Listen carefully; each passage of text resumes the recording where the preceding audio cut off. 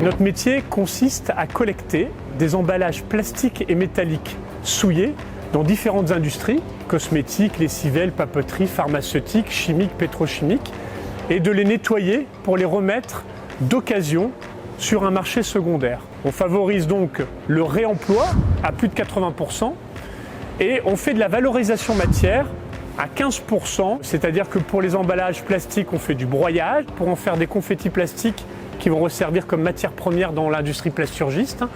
Et on va presser également des fûts métalliques non réutilisables pour la sidérurgie.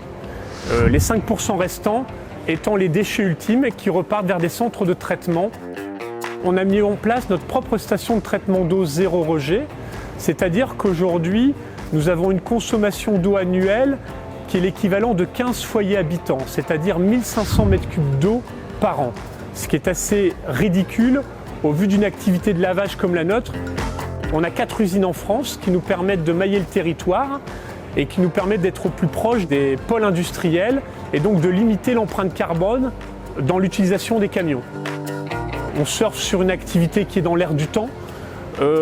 À nous d'être prudents, de le faire étape par étape, mais l'idée c'est de continuer le maillage national pour être sur un rayon d'action d'à peu près 300-400 km, pour être pertinent en termes de coûts logistiques et d'être aussi dans la réactivité. On veut devenir quelque part l'Amazon de l'emballage plastique rénové, c'est-à-dire être capable de livrer un client sous 48 heures.